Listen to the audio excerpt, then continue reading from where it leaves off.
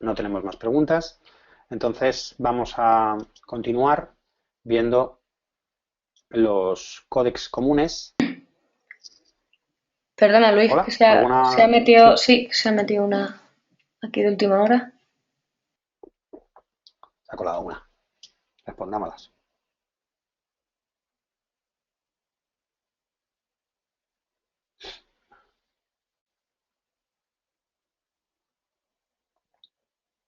Si luego cogemos el QuickTime y lo cambiamos de cápsula, ¿los dientes de sierra se mantienen? No. Los dientes de sierra son de visualización. No, sí son de visualización, es decir, si el archivo está mal codificado, se van a mantener siempre, pero en la mayoría de los casos, los dientes de sierra del material entrelazado, en el caso del QuickTime, son de visualización. Si se encapsula un MXF, se verán bien. Son de visualización. Es del QuickTime Player.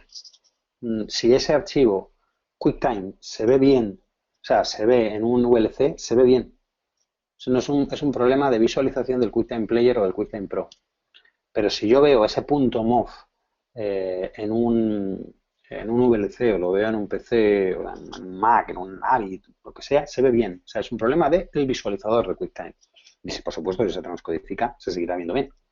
No, no es un problema de que el archivo esté mal, ni de que el MOV esté mal, sino que el QuickTime Player 7 o el QuickTime Player Pro lo ve mal, visualiza mal el entrelazado. En general, el entrelazado no se lleva particularmente bien con los ordenadores.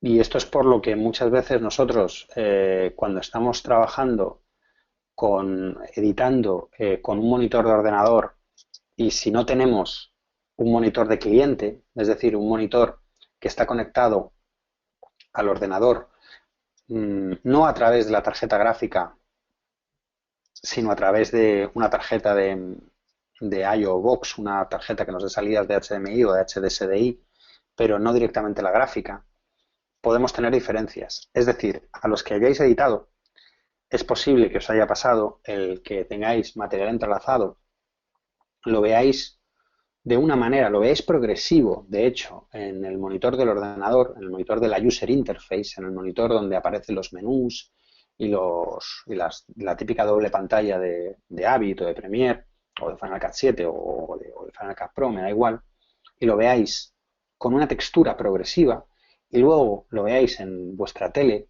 o en un monitor de cliente. Monitor de cliente es el monitor que se coloca para editar o para hacer corrección de color o para cualquier proceso de postproducción que no contiene los menús, sino que contiene en pantalla completa el resultado de nuestra imagen, sea la corrección de color, la compo o la edición, y que no está conectado al ordenador normalmente a través de la salida gráfica, a través de la tarjeta gráfica del ordenador. Es decir, no es un monitor de ordenador más en los que podemos hacer multiescritorio en Windows o en Mac, sino que es algo que solo interpreta el programa de edición o de postproducción. Es un monitor externo que Windows o Mac no está viendo. Ese monitor de cliente conectado a través de una salida de vídeo de HDSDI o de HDMI, la que sea, según nuestra I/O Box, normalmente sí nos va a mostrar el material entrelazado de forma correcta. ¿Por qué en el monitor de ordenador se ve progresivo? Porque las tarjetas gráficas de los ordenadores no se llevan particularmente bien con el material entrelazado y lo que hacen es mostrar, esperar a la llegada del segundo campo, del campo par o del campo impar, del que sea, vamos a pensar el par, esperan a la llegada del segundo campo y muestran los dos campos a la vez. Por eso es muy normal con material entrelazado que si editamos solo en un monitor de ordenador y solo viendo nuestra imagen en el User Interface, o incluso si tenemos un pantalla completa pero en un monitor de ordenador conectado a través de la gráfica, veamos nuestro material con textura progresiva, con textura muy cinematográfica.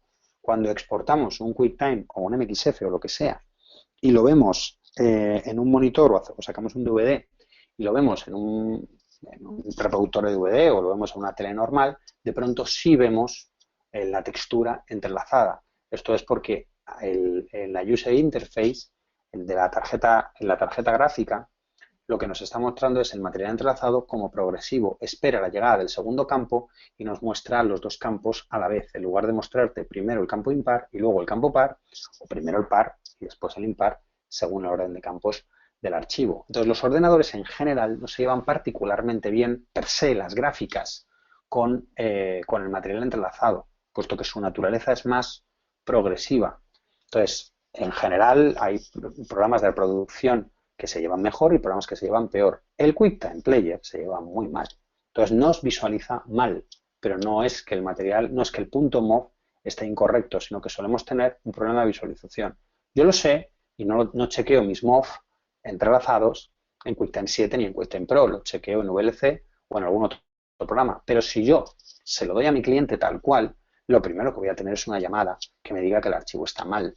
Entonces, ese es el problema de tener una salida final en QuickTime de entrega a cliente cuando has trabajado en entrelazado, que es muy normal que tengas una conversación en la cual tengas que explicar que se ve mal, pero que está bien. Y es una conversación peliaguda. Entonces, es un problema del QuickTime porque es la ventaja que tiene, que es un player, tiene un player estándar y todo el mundo puede dar doble play, se vuelve contra nosotros si es material entrelazado.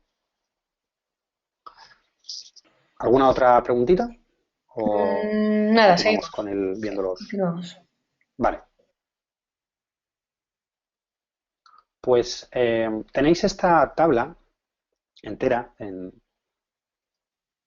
los materiales que os paso para la descarga con respecto al curso. Si les habéis echado un vistazo, veis que están ordenados todos ellos. La mayoría son PDFs y muchos son descargados directamente de Internet o son páginas web convertidas a PDF. Pero la gracia del asunto es que están ordenados o bien por los autores o en varios por las distintas especialidades o temas.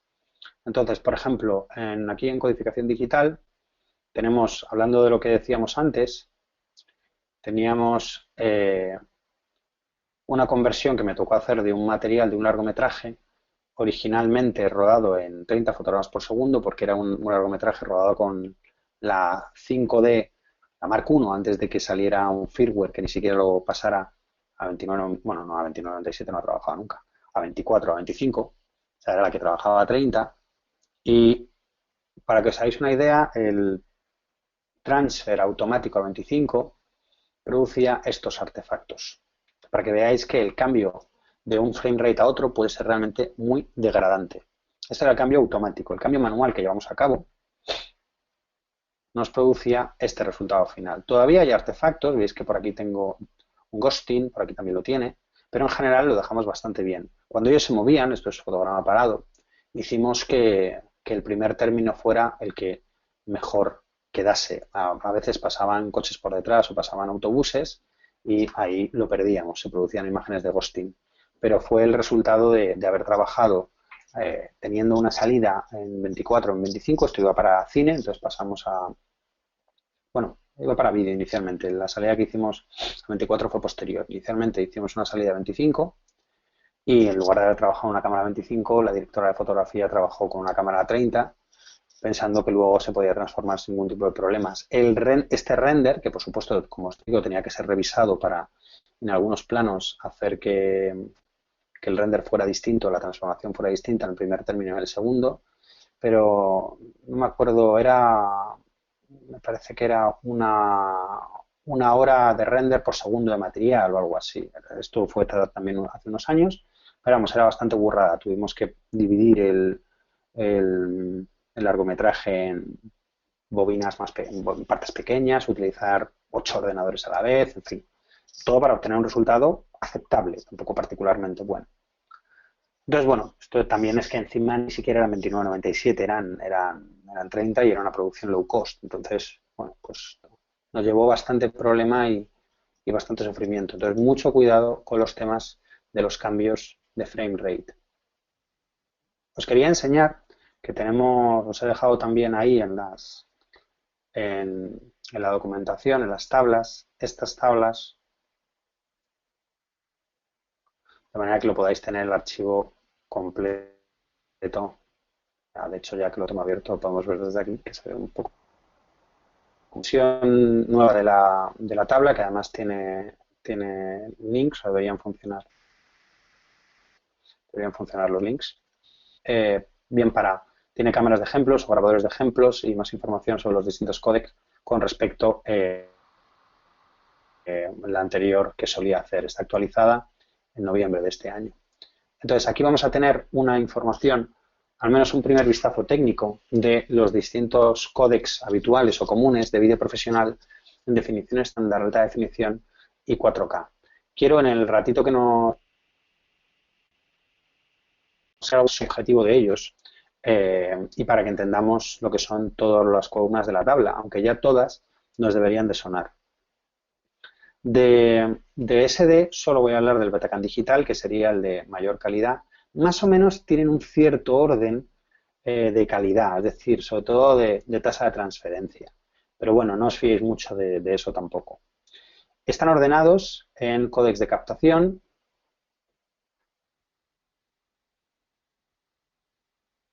y códecs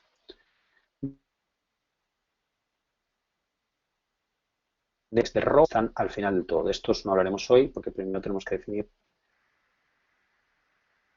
más cosas acerca del RAW. Tenéis también al final unos links para calculadoras de códecs, ¿vale? Hay más de estas, pero bueno, aquí tenéis varias, aparte de ciertos links que os pueden venir bien para la calculadora de AJA o la Android, para poder tener una base de datos de los distintos códecs. Solo hablo en definición estándar, en SD, solo hablo de la pata negra, que sería el Betacam digital. Es un códec de Sony, tenemos una cámara de ejemplo, graba en componentes en espacio de color IUV, es decir, en 422, veis que también tenemos aquí 420, 411, 10 bits de profundidad de color, es el único códec de definición estándar que trabaja en 10 bits de profundidad de color por canal. Tenemos la resolución aquí, definición estándar, 576 líneas, que es otra manera de hablar de la definición estándar, hablar de sus líneas. En este caso hago la referencia de las líneas en PAL, aunque sabéis que en NTSC serían las 486 en D1, y es un sistema entrelazado. Veis que aquí, según el tipo de códec, vamos poniendo P, PSF, entrelazado, etc. Píxel no cuadrado, como todos los de PAL. PAL sabemos que por norma es píxel no cuadrado.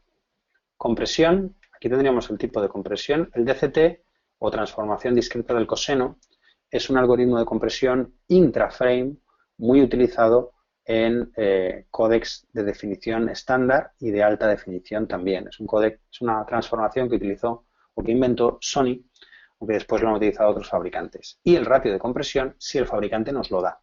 Hay veces que no. En el caso de la pata negra, del Betacam digital, el ratio de compresión es muy pequeño. Como resultado de todos estos parámetros, el códec tiene finalmente una tasa de datos, una tasa de transferencia. La tasa de transferencia, que en la tabla la doy en referencia a 25 fotogramas por segundo, es lo que nos va a marcar en un primer golpe de vista la calidad de nuestro códec. Es decir, esto es cuántos datos está moviendo el códec por segundo. Entonces, cuanto mayor sea el flujo de datos, cuanto mayor sea la tasa de datos, a priori, mejor es el códec. Después tendremos que entrar en lo que hemos hablado antes, del 422, o 444, 10 bits, 8 bits, un montón de cosas. Pero a priori, si mueve más datos, será mejor.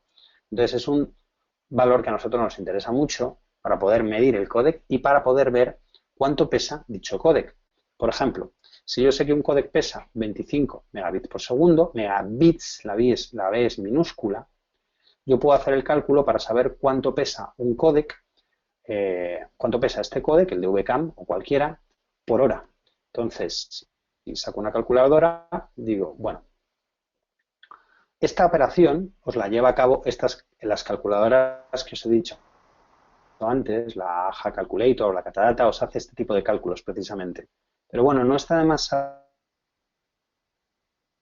Es decir, si yo tengo un códec que funciona a 25 megabits por segundo, lo primero que tengo que hacer es pasar a megabytes, B mayúscula, puesto que los ordenadores me van a medir el peso en megabytes. Entonces, diría 25 entre 8. Una vez que tengo esto sería el peso en megas por segundo. Si a mí me interesa por minuto, lo multiplicaría por 60, y si me interesa por hora, ese resultado lo multiplicaría por 60. Si quiero directamente el resultado en horas, lo multiplico por 3600. que es el equivalente a 60 por 60. Una vez que tengo esto, ya tengo el peso en megas de una hora de material a 25 megabits por segundo. Si lo divido entre 1024 o directamente entre 1000 para jugar un poco a lo que juegan los fabricantes de discos, en los cuales un giga no son 1024 megas, sino 1000, me daría un peso de 11,25 gigas la hora. 11,25 gigas la hora. Pongamos 12 para tener un poco de margen y hacer el cálculo también del sonido. Y sabemos que nuestro códec de DVCAM o de HDV, cualquier códec que pese 25 megabits por segundo, son 12 gigas la hora. Esto nos va a ayudar a calcular cuánto me cabe en una tarjeta.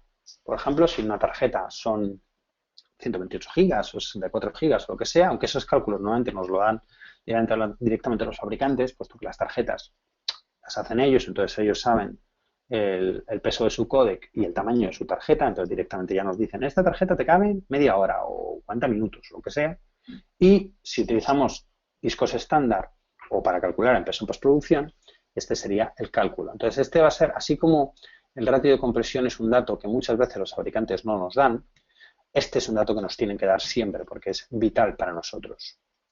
El soporte, cintas, tarjetas. Esta columna le vamos a hacer un caso relativo, puesto que mañana habrá un soporte nuevo. Entonces, bueno, pues podemos tener, en algunas directamente pongo varias tarjetas porque este códec es un códec de varios fabricantes. Entonces, hay 1000 tarjetas en las cuales se puede almacenar el UFHD.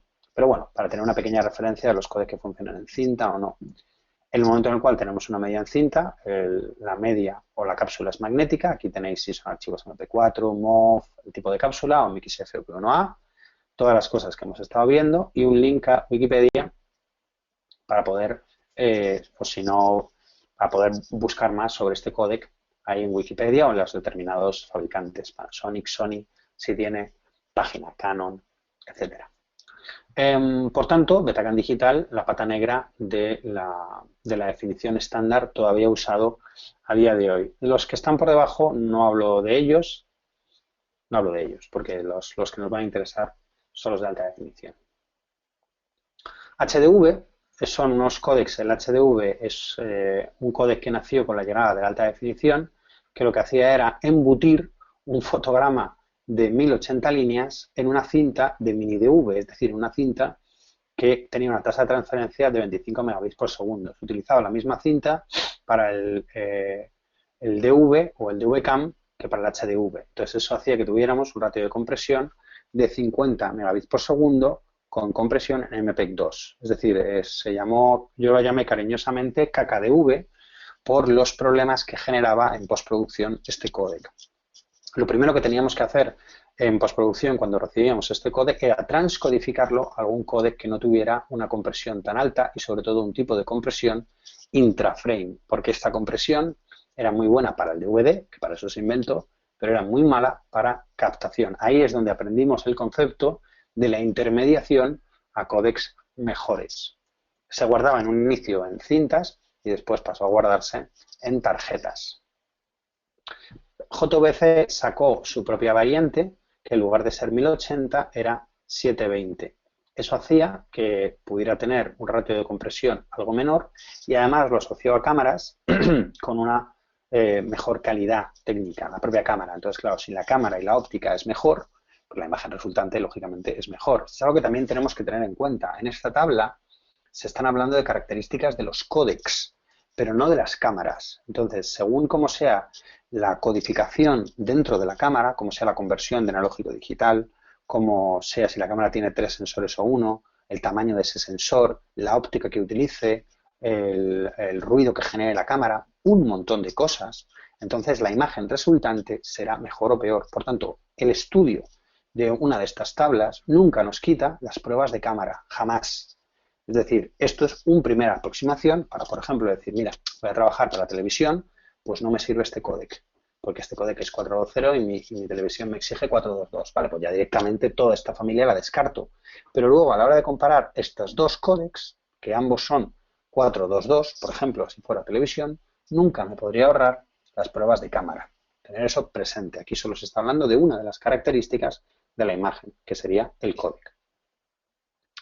El AVCHD es un códec que a día de hoy se utiliza todavía para alta definición, que es un códec también de consumo. La tasa de transferencia son también 25 megabits por segundo, pero es bastante mejor que el HDV o el Pro HD porque utiliza compresión H264 interframe en lugar de MPEG-2, es decir, utiliza la evolución del MPEG-4. Entonces, el resultado de la imagen es bastante mejor y nos podemos encontrar con cámaras semiprofesionales que graben en AVCHD, como por ejemplo la Canon C100, que ya tiene óptica intercambiable, sensor de Super 35, etcétera. Aún así, el códec per se no es un códec con calidad broadcast, pero hay una gran diferencia visualmente y de postproducción entre un HDV y un AVCHD.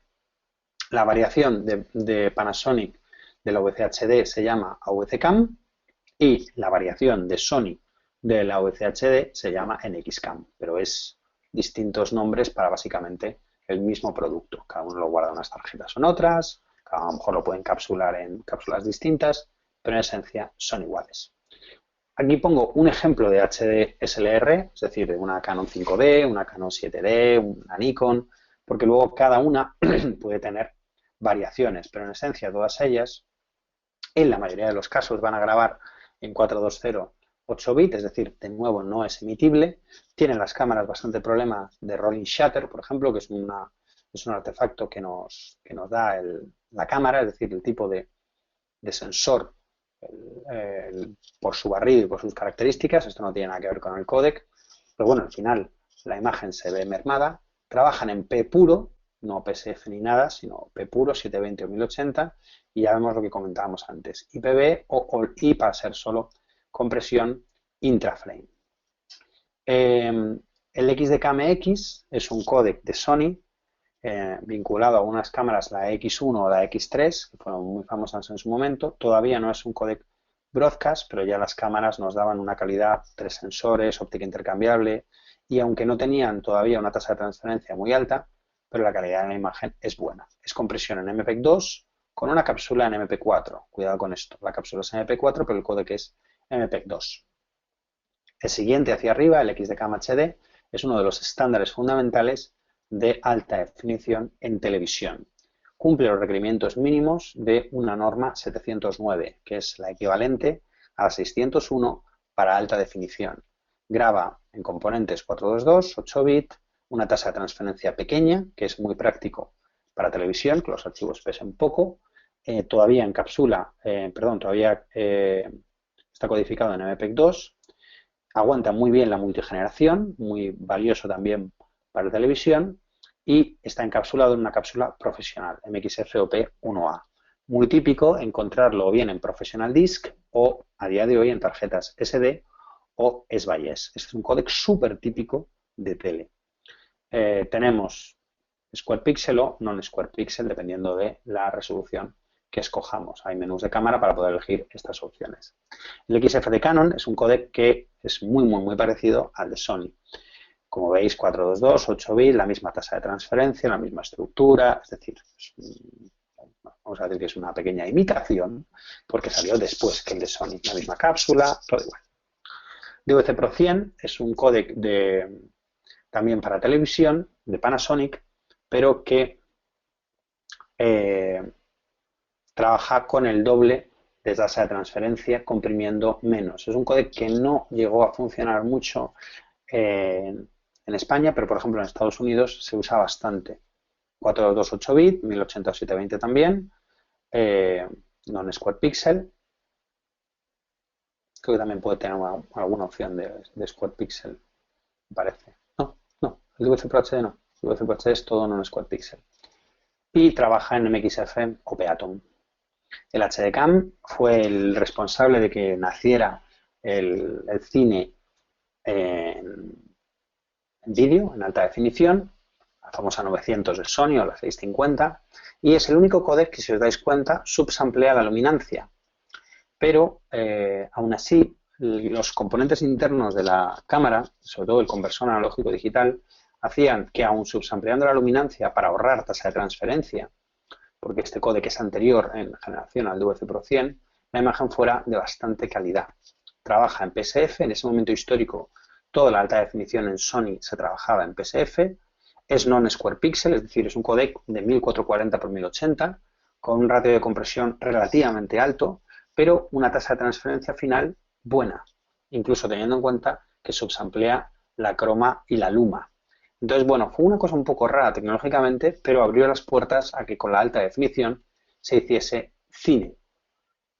Su hijo, históricamente hablando, pero con mejora de calidad, es el HDCAM SR. Tiene dos variantes, bueno, tiene varias variantes, y aquí ya nos empezamos a encontrar con las familias enteras de códecs, cosa que va a ser muy común a día de hoy en las codificaciones. Tenemos el HDCAM SR-HQ, SQ, SR y el Lite. Esto vamos a tenerlo en los ProRes, en los XAVC, en un montón de códecs de muchos fabricantes, que ya no nos van a dar un códec, sino una familia completa. Entonces veis que, por ejemplo, los miembros altos de la familia graban en 444 10 bit y la diferencia entre ellos va a ser la compresión y, por tanto, la tasa de transferencia. Y los códecs menores trabajan en 422 10 bit y, de nuevo, se diferencian por tasa de compresión y transferencia. Y el más pequeñito de todos, eso, el más pequeñito de todos, 422, pero vamos, que son 183 megabits por segundo, es decir, incluso el más pequeño, es bastante bueno. Esta es una de las, sí, yo diría la pata negra de la alta definición, aunque también hay sus equivalentes en Panasonic, pero realmente muchísimas series son masterizadas en HDCAM SR. Cuando digo masterizado me refiero a guardar el archivo final. La familia equivalente en Panasonic, que son competencias nuevamente directas y vamos a encontrar familias muy parecidas en Sony y en Panasonic, son los AVC Ultra. De nuevo, los miembros más altos ya admiten también 4K, entonces vamos a tener 444 12 bit 4K, esto es un pedazo de códec, ya son 640 megabits por segundo, van con compresión en H264 pero solo intraframe, ¿vale? No nos dicen la tasa de compresión, el ratio de compresión. Esto ya va a ser muy típico de los códecs modernos, que no nos lo digan porque podemos llegar a tasas de compresión muy altas sin una pérdida de calidad ni visible ni mala para postproducción. Entonces, para no asustarnos, para no decirnos que funcionamos con una compresión de 35 a 1, de 50 a 1, no nos la dicen, porque la realidad es que pueden estar funcionando con niveles de compresión muy amplios y que el archivo resultante aún así sea bueno visualmente y técnicamente. OP1B, como os comentaba antes, y luego vamos a tener los OP Atom para el resto de los miembros de la familia, que también van a ser 444 o 422 10 bit. Ya veis que aquí ya vamos a trabajar en P puro, en 720 x 1080, ya todo va a ser píxel cuadrado, todas las familias modernas son píxel cuadrado, como os mencionaba antes, con la relación de aspecto del píxel. Ya vamos a poder tener compresiones en H264 interframe. Entonces ya empezamos a ver que cuando un fabricante o alguien nos dice que está trabajando en AVC o en HDCAM SR, tampoco nos acaba de dejar la cosa fija. O sea, antes si nos dice que estás trabajando en HDCAM, sí, es esto. Pero ahora ya no, porque ahora el HDCAM SR puede ser cualquiera de estos, o el AVC puede ser cualquiera de estos. Entonces, cuidado porque cada vez se abren más los abanicos y dentro de un mismo códec podemos tener compresión interframe, compresión intraframe, una resolución u otra, una profundidad de bit u otra, una relación de un muestreo u otro, etcétera. Entonces, cada vez más tenemos que investigar sobre cada cámara cómo graba. Entraríamos en la familia de XAVC de Sony, que es la apuesta del 4K para Sony, igual que lo fue en su momento en el XDCAM para alta definición. En el caso del 4K, bueno, tenemos un miembro pequeño de la familia, el Proxy, que como vemos aquí es un 4.2.0 muy pequeñito, se utiliza sobre todo para edición y cosas así. Y si vamos para adelante, los miembros más altos ya sí son miembros que van a trabajar en 4K a 8, 10 o 12 bits. Es decir, a mí, cuando me dicen que, cuando me define Sony el XAVC 4K, me dice que puede trabajar en 422 o en 444, en 8, 10 o en 12 bits. Bueno, entonces, ¿en cuál trabajo? Ah, el que la cámara te diga. O sea que cada vez nos dicen menos, ¿vale? Y empiezo yo ya a poner en la tabla un hasta. Porque claro, si no me dicen si el códec en sí es 422 o 444, si no me dicen si es 8, 10 o 12 bits, si no me dicen si utiliza all-I o pues el ratio, el conjunto de tasas de transferencia es muy amplio. Entonces, este códec aguanta hasta 960 megabits por segundo, pero dependiendo de la cámara que lo aplique, tendremos unos archivos que graban de una manera o grabarán de otra. Es decir, cada vez más la información de los códecs no es suficiente a la hora de definir el flujo de trabajo esa cámara. Tenemos el XAVC en HD también, que como su propio nombre indica va a ser hasta 2K, y el XAVC-S, que es la propuesta de esta familia como de códec de consumo. Es decir, este tiene unas características muy parecidas, pero nos lo vamos a encontrar en cámaras profesionales a nivel de proxy, es decir, a nivel de códec para offline, para baja. Y este nos lo vamos a encontrar en cámaras de consumo, en cámaras que solo van a grabar con este códec. No es que graben en el códec alto y también en el bajo para hacernos una copia en tiempo real a baja calidad que nos sirva para edición, una cosa muy típica de las cámaras de cinematografía digital hoy en día, sino que directamente nos están grabando únicamente en ese códec, en el XAVC-S. La última propuesta de Canon es su variación del XF para 4K y se llama XF-AVC Intra. Como su propio nombre indica, el tipo de compresión va a ser intraframe y nos está permitiendo grabar con unas características muy parecidas al de Sony o al de Panasonic. Como mínimo vamos a tener 10 bits de profundidad de color, que veremos mañana, que es algo imprescindible para la ultra alta definición, y va a trabajar en 422 o 444. Tarjetas CFast, no Compact Flash, sino CFast.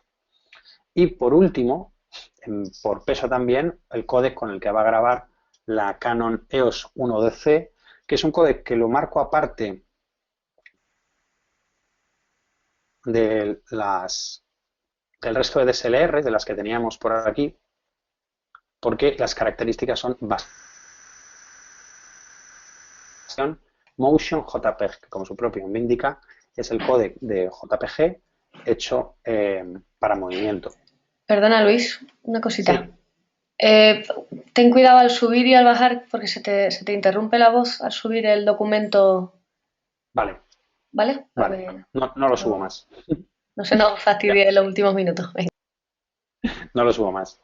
Lo que decíamos, esta cámara en particular tiene la capacidad de grabar en 4K, pero no va a grabar con el códec de H264 como el resto, sino que va a grabar en un códec muy particular, que es el Motion JPEG, y que lo destaco aparte porque para hacer cualquier transcodificación con él tarda muchísimo tiempo. Entonces, cuidado si trabajamos con esta cámara, porque es muy... requiere muchísimos recursos del ordenador, es muy demandante de recursos este códec. Vemos que ya estamos trabajando en 500 megabits por segundo, es decir, ya esta cámara, aunque es una cámara con estructura de cámara de fotos, es una DSLR, pero ya es un códec de cinematografía digital, aunque las características son bajitas para este tipo de códecs, que son 422 8 bits, ¿vale? Mañana entraremos en los códecs de RAW cuando definamos la parte de RAW, que primero tenemos que hablar de ello en la parte de cámara, de manera que de momento nos paramos aquí. ¿Dudas que se hayan generado durante el día de hoy?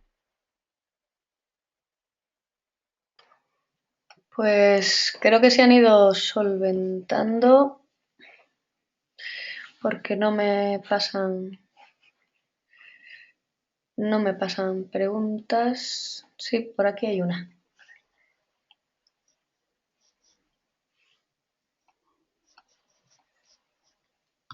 Vale, van saliendo varias.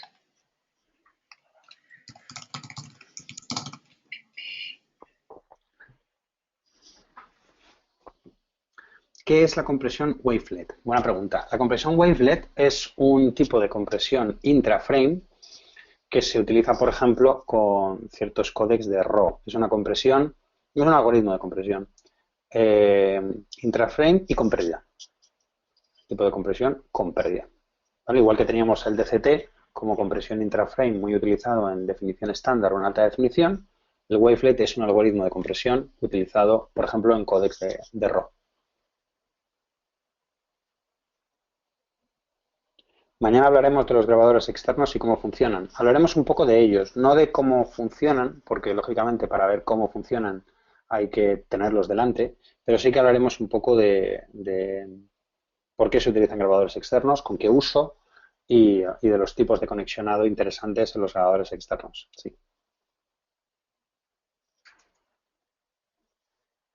La compresión SSTP.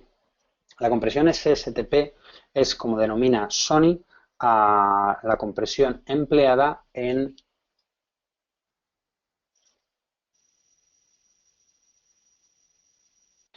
el HDCAM SR, ¿vale?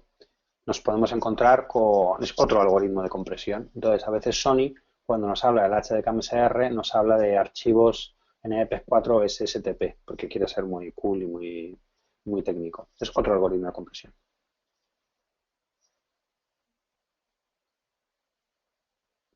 ¿Alguna otra cuestión? Es interframe, sí. Es interframe, no, sí, es interframe. Sí, sí, es interframe.